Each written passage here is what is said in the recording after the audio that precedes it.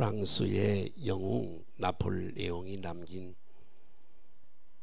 유명한 말이 하나 있습니다.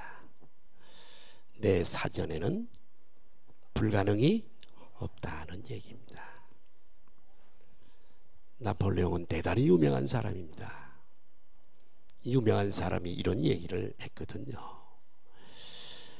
나폴레옹은 참으로 그 말을 남길 정도로 유명한 사람인데 권력을 장악하고 그리고 유럽의 여러 지역을 다 정복하고 또 프랑스의 황제에 오르기까지 했던 대단히 유명한 사람입니다. 내 사전에는 불가능이란 말이 없다. 여러분 정말 그에게 불가능이 없었을까요? 그렇지 않습니다. 나중에 워털루 전쟁에서 완전 패배를 당하고 그는 세인트 헬레나 섬으로 유배가 되어서 거기서 쓸쓸히 인생을 마감해야 했습니다. 그것만 봐도 그의 말은 진리가 아닌 것을 우리가 금방 알 수 있습니다. 한번 따라 하실까요? 사람은 사람이다. 우리는 새로운 대통령이 될 때도 큰 기대를 가져요. 어느 대통령이든 기대를 안 가지는 사람이 없어요. 초대 대통령이었던 이승만 대통령을 비롯해서 많은 대통령이 거쳐갔습니다. 그러나 지나놓고 보면 따라하십니다. 사람은 사람이다. 거의 다 대동소이해요. 여러분, 인간은 누구라도 어려운 문제에 부딪히게 돼요. 늘상 말씀드리지만 어려운 문제와 고난이 없는 사람은 세상에 단 한 사람도 없어요.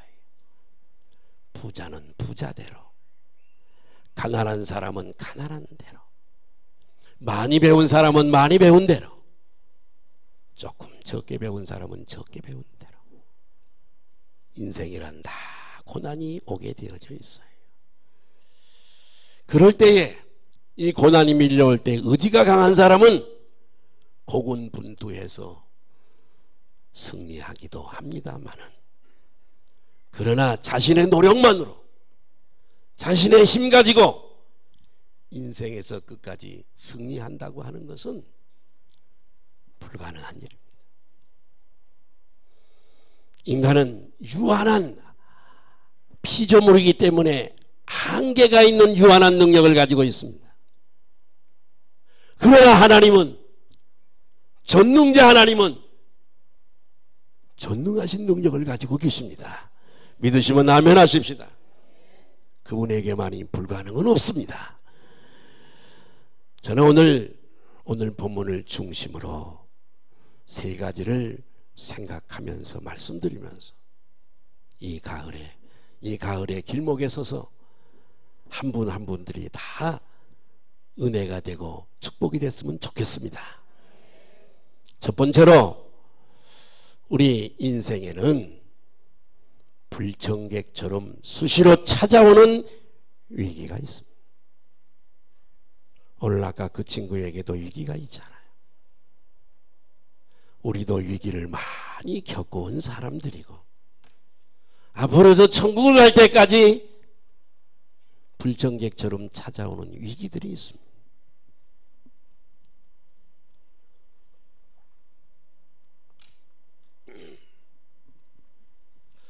그런데 여러분, 이런 위기가 찾아올 때에 나의 순수한 노력과 능력만으로 이런 위기를 극복하고 승리할 수만 있다면 얼마나 다행스럽고 좋은 일이겠습니까만, 인간이 막다른 골목에 부딪히게 되면 속수무책인 경우가 대단히 많이 있습니다. 지금 감옥에 가 있는 삼성그룹의 부회장이죠. 앞으로 그룹 총수가 될 사람인데 아직 선고가 마지막 대법원 선고가 내리지는 않았습니다만은 참으로 그런 거부가 감옥에 갇혀 있습니다. 돈이 없어서일까요? 노. 삼성만큼 돈을 가지고 있는 재벌이 얼마나 됩니까, 여러분? 그럼에도 속수무책입니다. 참 답답한 일이죠. 할 일이 얼마나 많은데 감옥에서 하루하루 보낸다고 하는 거.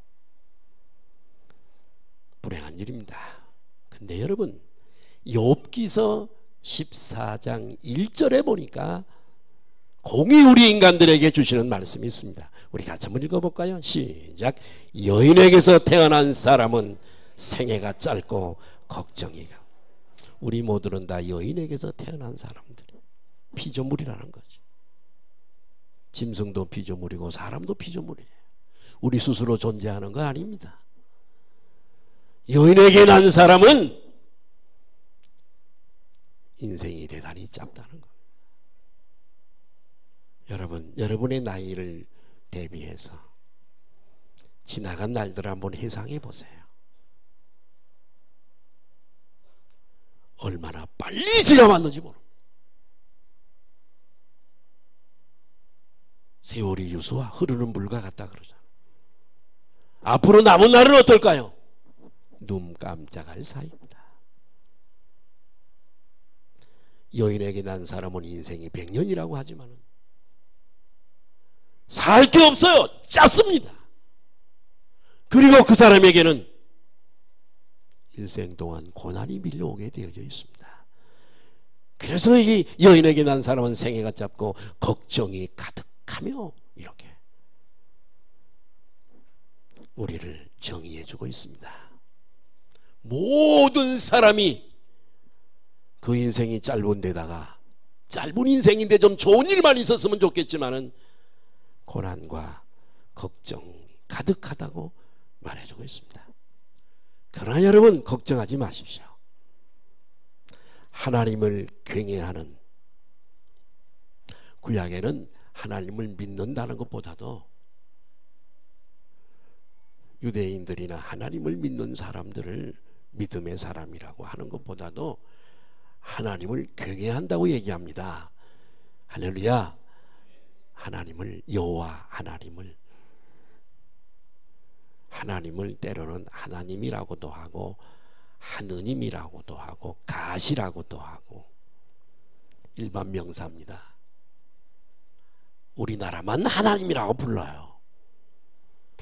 그분의 고유명사가 있어요. 이름이 있어요. 전 세계가 그분을 향하여 부르는 고유명사가 있어요. 한번 따라 하실까요? 여호와 하나님. 여호와예요, 그분의 이름.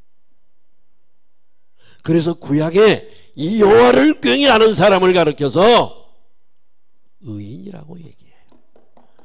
신약은 믿음을 강조하죠. 믿음으로 의롭다함을 받는 거예요. 예수 그리스도를 믿는 사람을 의인이라고 얘기하는 거예요. 구약에는 여호와를 신뢰하고 의뢰하고 그분을 높이고 이 경외하는 자를 의롭다 얘기하는 거예요. 그런데 인생에 이런 고난이 밀려오지만은 여호와를 경외하는 사람들에게, 즉 신약시대에는 예수 그리스도를 믿음으로 새로운 피조물이 되고 하나님의 자녀가 되고 거듭난 조의 생명이 와서 저 천국의 소망을 가지고 살아가는 이 의인들을 향하여 의인이라고 이렇게 성경은 얘기하고 있습니다.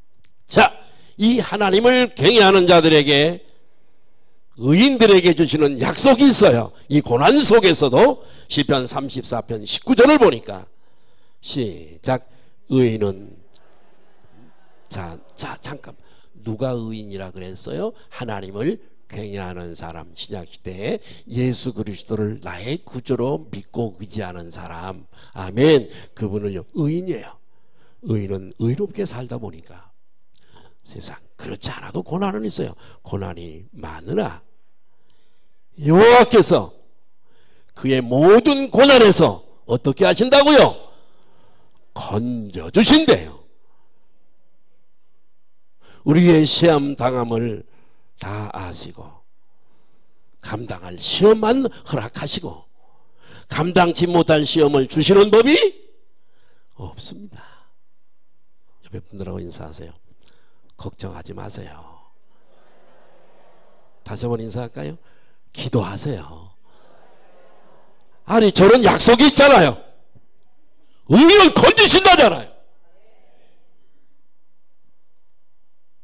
뭘 걱정을 해요? 그분에게 맡기시기를 바라요. 내 짐을 다 맡겨버리라 그러잖아요. 내가 하는 게 아니에요. 여호와 하나님이 해주시는 거예요. 내가 나대는 게 아니에요. 하나님이 나를 나대게 하시는 거예요. 우리가 이 세상에서는 고난이 많지만 하나님께서 그 고난에서 건져주신다고 하는 것을 꼭 잊지 마시고 기억하시기를 바랍니다. 우리가 잊지 말아야 할 중요한 사실 또 하나가 있습니다. 하나님께서는 기도하는 자에게, 뭐하는 자에게? 도움을 주시는 분이세요. 옆에 분들하고 인사할까요? 우리 기도합시다. 말로만 그러지 말고 밥 먹을 때만 기도하는 거 말고. 왜 어려움이 있는 줄 아세요? 왜 하나님이 막아주실 것 어려움 가운데 그냥 내버려 두는 줄 아세요? 회개하고 기도하라고 부르시는 하나님의 사인이에요. 걱정만 해. 아이고 우리 집에는 왜 이렇게 우환이 끊이질 않아? 왜 이렇게 사고는 자주 나? 왜 이렇게 어려운 문제가 자꾸 터져? 하나님이 뭐 하라고 하는 사인이에요? 기도하라는 사인이라고. 사람만 쫓아다니지 마라. 방법만 찾으려고. 간단해요. 어려움이 올 때 우리는 누구를 핑계하고 누가 어떻고 환경이 어떻고 부모가 어떻고 뭐 형제가 아니에요. 하나님은 그 사람들하고 아무 상관없어. 당신에게 지금 말씀하고 있는 거예요. 핑계 댈 게 없어요. 시편 다윗의 체험이 하나 있어요. 시편 34편 17절에 보니까 한번 보실까요? 시작. 의인이 부르짖음에 여호와께서 들으시고. 할렐루야. 다윗처럼 숱한 고난을 많이 겪은 사람이 몇이나 될까? 선왕이었던 그 먼저 왕이 됐던 사울 임금에게 몇 번 죽을 뻔했잖아요. 창으로 벽에다가 박아서 죽이려고 창을 피했는데 벽에 박히죠. 정말 자기 일을 신실하게 따르는 신하들이 배반해서 죽이려고, 하물며 자기가 낳은 압살롬이라고는 자식에게 자식이 왕의 자리를 찬탈하고 죽이려고 올 때 맨발로 감람산을 피난 가면서 눈물을 흘렸던 적도 있고, 살려고 미친 척도 한 적도 있고, 성막에 들어가 제사장만 먹을 수 있는 떡을 배가 고파 얻어먹기도 하면서 고난을 많이 겪은 사람입니다. 그런데 그의 체험적인 고백이 의인이 부르짖음에, 기도죠. 부르짖음. 여호와께서 그 기도를 들으시고 그들의 모든 환난에서 어떻게 했다고요? 구원하셨대요. 다윗의 체험이에요. 우리 소망성격교회 모든 성도들은 어떤 위기가 온다 할지라도 절망하거나 낙심하지 말고 살아계신 하나님, 전능하신 하나님, 그분에게 기도하시기를 바라요. 하늘이 무너져도 솟아날 구멍이 있다는 세상의 속담도 있지만은 우리에게 아무리 어려움이 와도 우리에게는 기도할 수 있는 소망이 있기 때문에 우리는 절대로 낙심하지 않는 줄 믿습니다. 시편에 고라자손이라고 하는 자손이 있어요. 나는 오늘 우리 성도들이 이 설교를 듣고 모두가 다 하나님께로 돌아와서 회개하고 지난날에 게으르고 나태했던 것, 기도하지 기도를 쉬는 죄를 범한 것 철저히 회개하고 주님 앞에 나와서 기도하면 여러분의 가정에 분명히 좋은 일이 일어날 줄로 믿습니다. 지금 여러분들의 그 환난과 고난이 물러가고요, 물질의 부여도 오고요, 강건의 축복도 오고요, 평안의 축복도 오고요, 형통의 축복도 오고요. 왜 그런 통로가 다 막혔죠? 하나님을 멀리 떠나 기도하지 않습니다. 타락해버렸어요. 교회는 나와도 타락할 수 있거든. 이 고라자손이 이렇게 노래를 합니다. 시편 42편 5절에 보니까 같이 한번 볼까요? 시작. 내 영혼아 내가 어찌하여 낙심하며 어찌하여 내 속에서 불안해하는가. 너는 하나님께 소망을 두라. 그가 나타나 도우심으로 말미암아 내가 여전히 찬송하리라. 그가 하나님께 소망을 두라. 사람에게 소망 두지 말고 살아계시는 전능자 하나님께 소망을 두고, 아멘.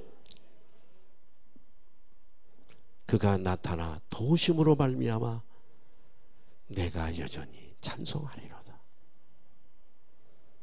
영국의 항공기 만드는 제작가 및 조종사였던 프레데릭 핸들리 페이지의 일화입니다.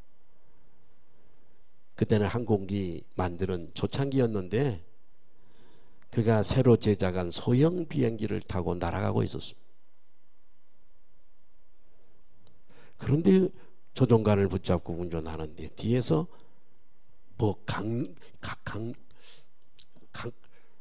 지가 갉아먹는다 할 때 그 갉는 소리가 나는 거예요. 웬일이지? 조종관을 붙잡고 뒤를 돌아보니까 언제 어디서 들어왔는지 지 한 마리가 들어와가지고 뭘 갉아먹고 있는 거예요.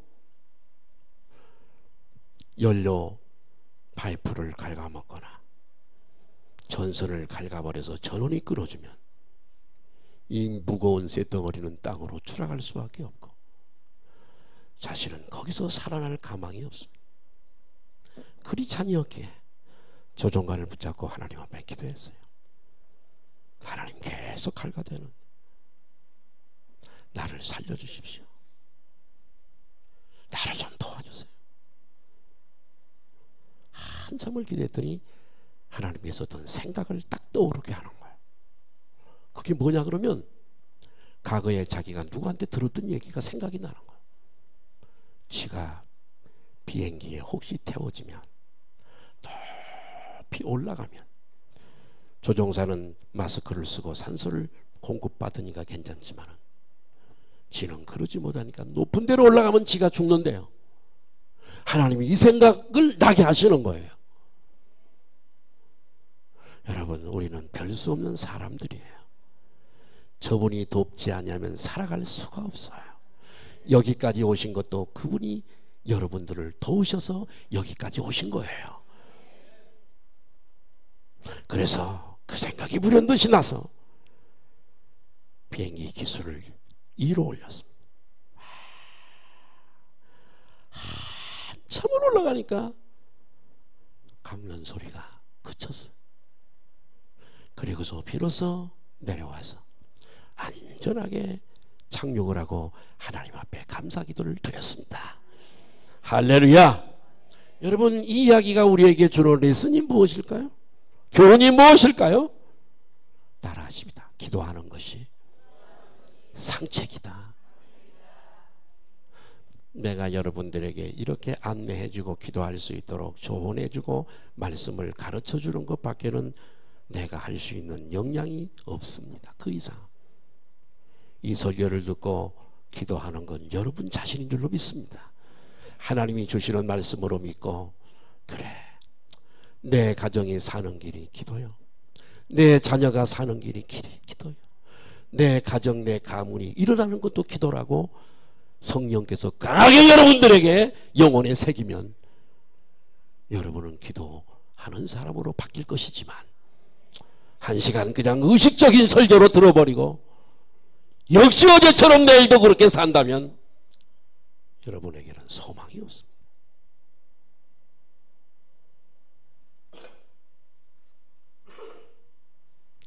두 번째로 최선의 대책은 기도입니다. 할렐루야. 아무런 대책이 없는 위기 상황에서도 기도는 여전히 최상의 대책입니다. 기도가 상책이에요. 성경은 이 사실에 대해서 우리들에게 누누이 가르쳐주고 있어요.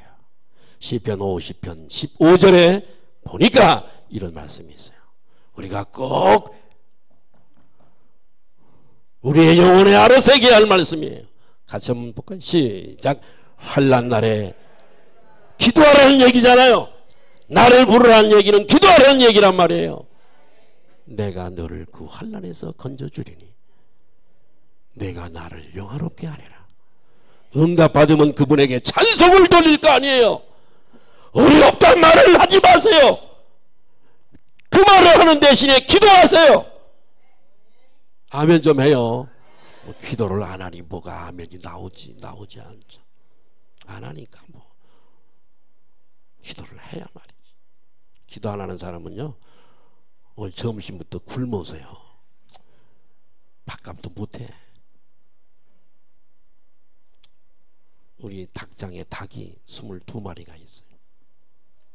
9월달이 됐으니까 어떤 때는 9개도 낳고 어떤 때는 5개도 낳고, 내가 이놈들한테, 야 이놈들아, 사료값이 얼마 전에 20몇만 원어치를 샀는데 밥값도 못하냐 이놈들아, 이거 5개 나가지고 이게 내가 밥값이 20몇만 원 들어갔는데 이거 이놈들 다 잡아먹어 버리든지.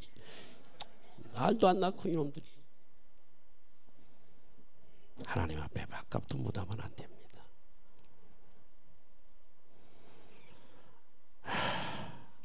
환난 날에 나를 불러. 하나님의 살아계심이 믿어지지 않으니까 기도하지 않습니다. 하나님의 살아계심을 여러분에게 보여드릴까요? 간단해요. 말씀으로. 할렐루야. 구약은 언약이에요. 신약은 성취예요. 1600년에 걸쳐서 40명의 저자에 의해서 기록이 됐어요. 내가 자주 얘기하는 한 가지만 얘기할게요. 예수님으로부터 주전 750년 떨어져 있는 이사야 선지자, 오늘 이사야 선지자 조금 있으면 나와요. 처녀가 아들을 낳을 것이니 그 이름을 임마누엘이라 하리라. 나중에는 예수님이지만 처녀가 어떻게 잉태를 해? 750년이 지났습니다. 마태복음 1장에 보니까 구약의 예언의 성취로 마리아라고 하는 여인에게서 예수 그리스도가 탄생합니다. 750년 후에 되어질 일을 예언할 사람이 어디 있어요? 혹시 7일 후에 무슨 일이 있을까 하는 분 한번 손 들어보세요. 아무도 없습니다. 살아계신 하나님이시기 때문에 750년이 아니라 수천 년 전에 예언하시고 우리가 성경을 보는 대로 신약 성경에 그대로 역사. 이 구약에 언약되어진 대로 역사가 그렇게 흘러가는 거예요. 그 이상 무엇으로 증거를 하겠어요? 750년이 지나도 하나님은 살아계시고 늙지 아니하시고 지금도 살아계시고 세상 끝날까지 함께 하시겠다 그러잖아요. 눈에 보이지 않지만 살아계십니다. 이분에게 구하시기를 바라요. 환난 날에 나를 부르라 찾으라 그러잖아요. 4세기 초에 터키 이고니온이라고 하는 도시가 있어요. 지금 명으로는 꼬냐인데 거기 가서 하룻밤 잔 적이 제가 있어요. 그 꼬냐에 4세기 초에 체리톤이라고 하는 사람이 살고 있었어요. 당시에는 로마 시대에 있는데 로마 황제가 박해가 얼마나 심한지 견딜 수가 없어서 다 피난 가고 도망가고 뭐 갑바도기아로 뭐 갈라디아로 막 다 도망을 가잖아요. 근데 아무튼 아우렐리우스라고 하는 황제가 세상을 떠났어요. 그래서 기독교인들에게 좀 숨통이 트이게 됐습니다. 그래서 이 체리톤이라고 하는 사람이 꿈에도 그리던 가보고 싶었던 성지순례를 떠나게 되어져요. 유대 광야를 지나는 중에 너무 덥고 피곤했습니다. 그래서 더위를 피해서 한 동굴에 가서 여러분 쉬고 있는데 저 안에서 들어가서 이렇게 쉬고 있는데 굴 앞에 강도들이 들어오는 거예요. 죽은 사람을 끌고 들어와서 배낭을 뒤지고 주머니를 뒤져서 기준품을 전부 다 갖는 거예요. 그러더니 포도주 병을 따더니 그 병을 나눠가면서 꿀떡꿀떡 재밌다고 하면서 마시는 거예요. 이 체리톤은 나갈 수도 없고 숨도 크게 못 쉬고 기절할 것 같았어요. 조금 있으니까 이 사람들이 무슨 볼 일이 있는지 강도들이 굴 밖으로 나가길래 하나님 앞에 기도했어요. 하나님, 나 좀 살려주세요. 나 좀 살려주세요. 나갈 수도 없고 있을 수도 없고 어떻게 할 수가. 기도를 마치고 나서 눈을 딱 뜨니까 뱀 독사 한 마리가 나와가지고 아까 그 사람들이 마시던 그 포도주 병에다가 독을 쏟아놓고 가는 거예요. 숨죽이고 그대로 조금 있으니까 그 사람들이 강도들이 들어오더니 그 포도주를 나눠가면서 꿀떡꿀떡 마시더니 금방 죽는 거예요. 놀랐습니다. 그래서 이 체리톤은 그들의 시신을 밖에 다 땅에다가 묻어주고 피로 더럽혀진 그 동굴을 깨끗하게 청소를 하고 나무가지를 꺾어다가 십자가를 만들어 그곳에 꽂았습니다.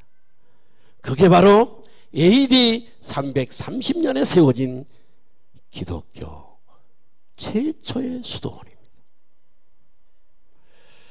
여러분, 제가 오래전에 하남시에다가 개척교회를 했습니다. 내가 여러분들에게 여러 번 말씀드린 적이 있어요.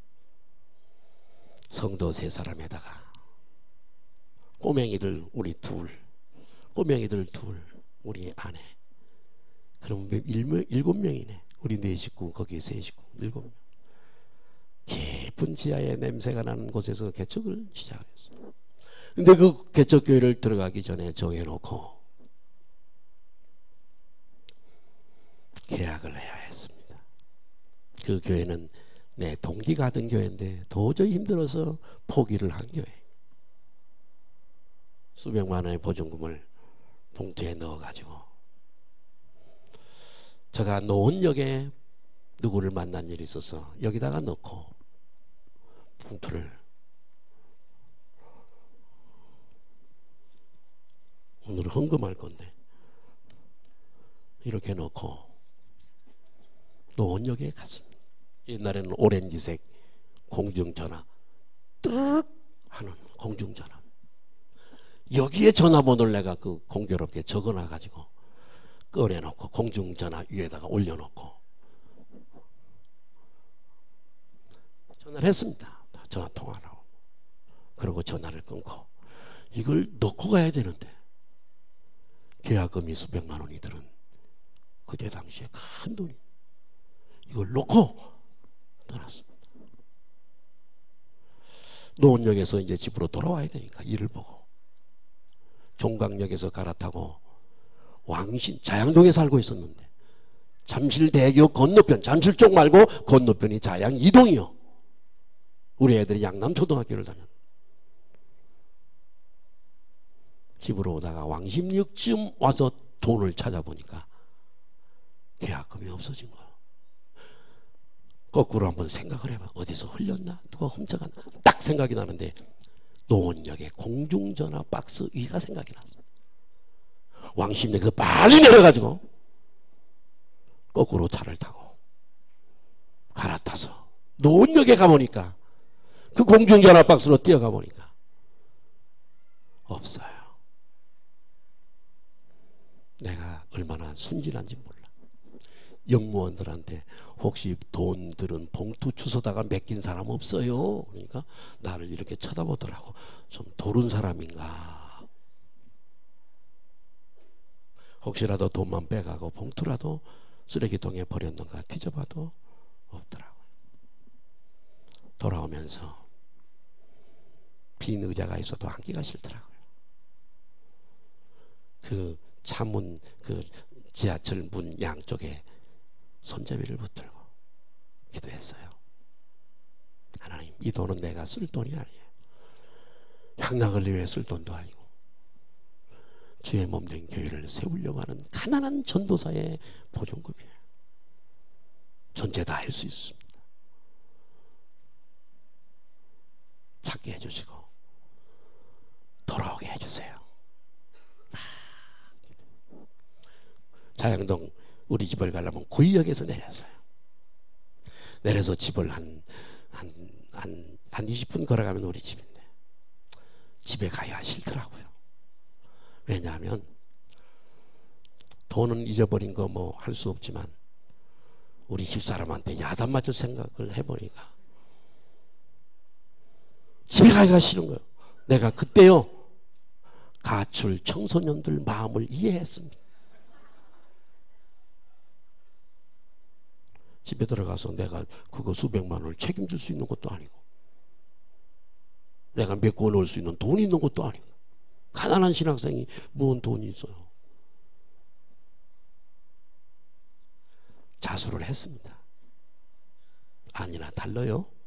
아니, 딱 벌써 눈꼬리가 올라가더라고요. 전사님, 그게 무거워서 내버리고 다녀요! 내가 상처가 되더라. 아니, 누가 잊어버리고 싶어서 잊어버리겠어요? 아니, 생각 좀 해봐요. 누가 잊어버리고 싶어서 잊어버릴 사람이 어디 있어? 속이 상해서 얘들을 데리고 잠수대교 한강이 유유히 흐르고 잔디밭이 있었어. 거기 가서 눈물이 나올라 그러니 저가요. 그때 생각하니까.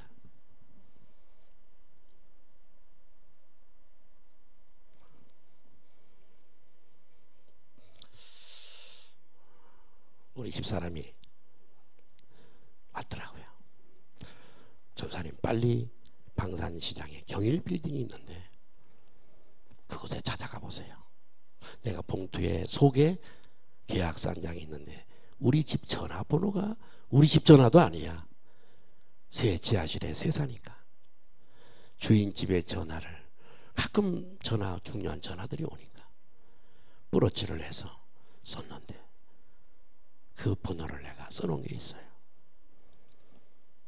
그래서 일단 버스를 타고 방산시장에 경일빌딩 3층을 찾아갔더니 사장이 있더라고요.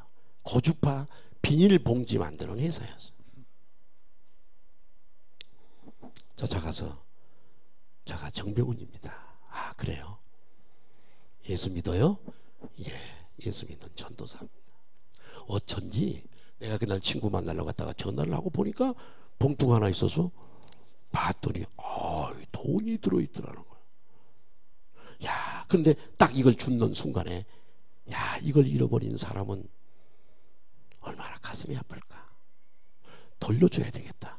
여러분, 이게요, 사람이 그러는 게 아니고요, 저분이 역사하시는 거예요. 얼른 들어가서 토요일이었어요. 그러더라고요.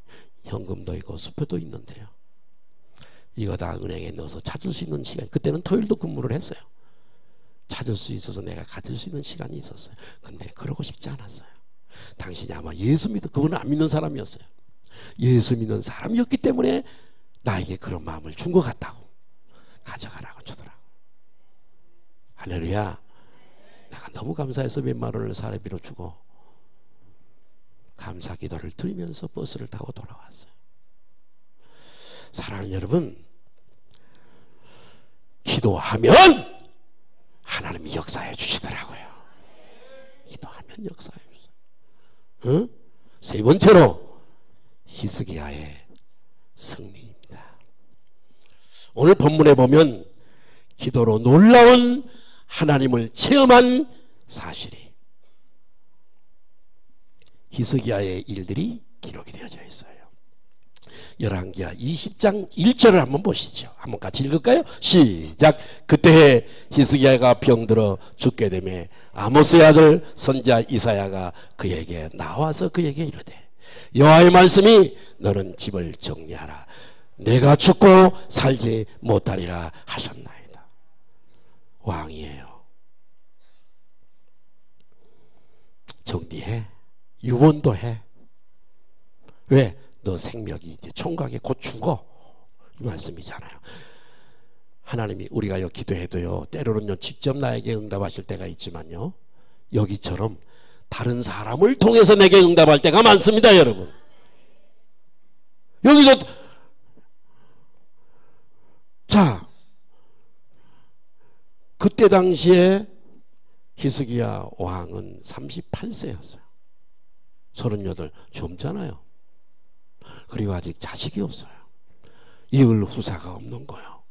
자식이, 후사가 있어야 왕을 세울 텐데.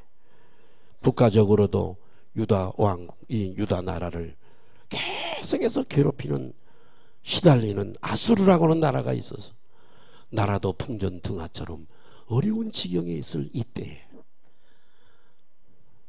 사방이 가로막혔잖아요. 아니, 생명 거둬간다니 얼마나 절망적이겠어요, 여러분. 그때 히스기야가 어떻게 했을까요? 이런 위기 앞에 히스기야가 취한 방법이 무엇일까요? 열왕기하 20장 2절을 보니까, 시작. 히스기야가 낯을 벽으로 향하고 여호와께 기도하여 이르되, 기도하는 거예요. 낯을 벽으로 향했단 말은 세상 사람들을 보지 않겠다는 얘기잖아요. 절대적으로 하나님만 의지하겠다는 얘기잖아요. 하나님만이 나의 해답이라는 얘기잖아요.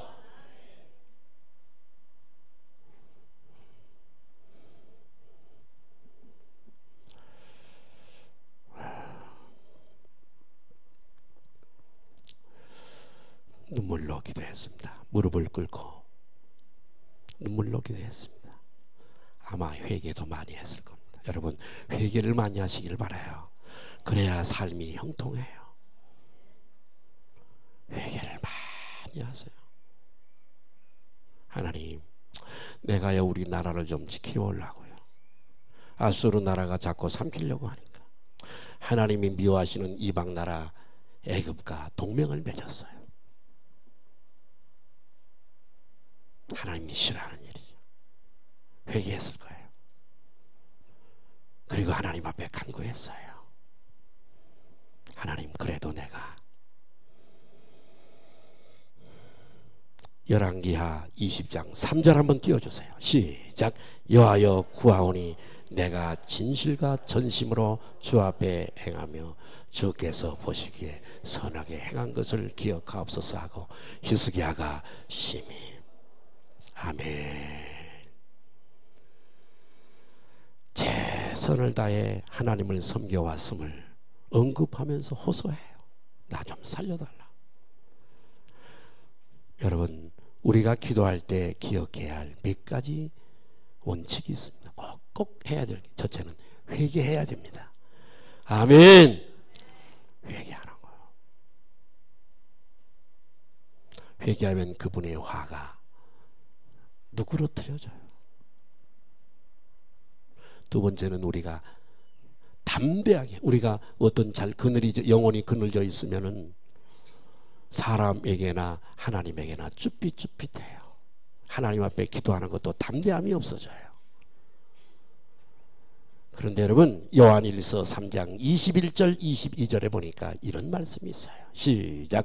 사랑하는 자들아, 만일 우리 마음이 우리를 책망할 것이 없으면 하나님 앞에 담대함을 얻고, 22절, 무엇이든지 구하는 바를 그에게서 판단히 이런 우리가 그의 계명을 지키고 그 앞에서 기뻐하소. 우리가 말씀대로 살아야 되지만 혹시라도 실수했을 때는 회개하면 담대하게 그분에게 나가서 기도할 때 응답을 주신다는 말씀이거든요. 예. 그런데 여러분, 하나님은요, 응답하실 때는 신속하게 응답하십니다. 열왕기하 20장 4절에 보니까 시작. 이사야가 성읍 가운데까지 이르기 전에 여호와의 말씀이 그에게 임하여 이르시되, 자, 여기 보니까 이사야가 하나님이 주신 말씀을 히스기야 임금에게 정리해, 유언해 하나님이 데려가시겠대요. 그렇게 하고 다른 동네 성읍으로 전도하러 가는 거예요. 그런데 그 성읍에 이르기 전에 또 하나님의 말씀이 이사야에게 임하는 거예요. 즉각적으로 응답하시잖아요. 이사야가 히스기야 왕에게 하나님의 말씀을 전하고 돌아가는데, 열왕기하 20장 5절 6절 한번 볼게요. 시작. 이사야에게 하나님 말씀하세요. 너는 돌아가서 내 백성의 주권자 히스기야에 이르기를, 왕의 조상 다윗의 하나님 여호와의 말씀이 내가 내 기도를 들었고, 6절, 내 눈물을 보았노라. 내가 너를 낫게 하리니 내가 3일 만에 여호와의 성전에 올라가겠고.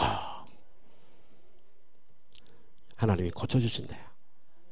3일 만에 성전에 올라가 예배 드릴 수 있게 해주신대요. 그리고 생명을 몇 년? 15년을 연장시켜준대요. 아수르 나라에서 그 나라의 안보를 책임져 주시겠다는 거예요. 그래서 7절에 보니까 이사야가 사람들에게 시켜서 무화과 열매를 찢어서 상처에 붙이니 깨끗하게 나았다라고 얘기합니다. 무화과 열매에 또 무슨 약효가 있는 줄 알고 집에 가서 또 찢어서 붙이면 안 됩니다. 거기에 약효가 있는 게 아니라 하나님이 함께 하시고 역사해 주신 것에 대한 상징적 행인 줄로 믿습니다. 예. 그런데 히스기야 왕이 안심이 안 되는 거예요. 의심이 조금 있었던 것 같아. 그래서 여러분, 하나님께 여쭤요. 표징을 보여주십시오. 15년 동안 생명을 연장해 주시고 지켜주시고 살려주시겠다고 하는 표징을 보여주십시오. 그랬더니 이사야 선지자를 통해서 하나님이 두 가지 중에 한 개를 선택해라 그래요.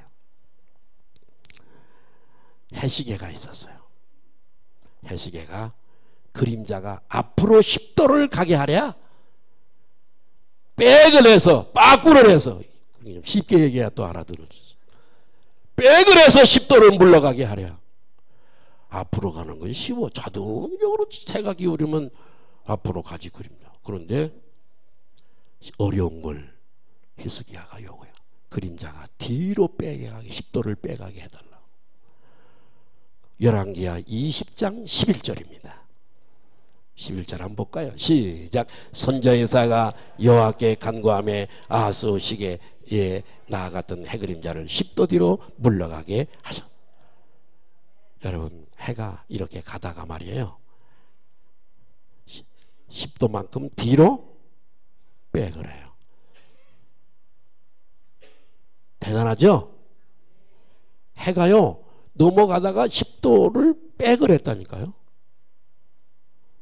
와, 그래서 증거를 보여주는 거예요. 놀라운 기적이라는. 자, 이제 말씀을 맺습니다. 가을이 시작이 됐어요. 긴 무더운 여름이 다 지나갔어요. 아침 저녁으로 쌀쌀합니다. 가을은 기도의 계절이에요. 우리 카나다 목사님 오셨습니다마는 아마 비슷할 거예요. 더 여기보다는 조금 쌀쌀할 것 같은데,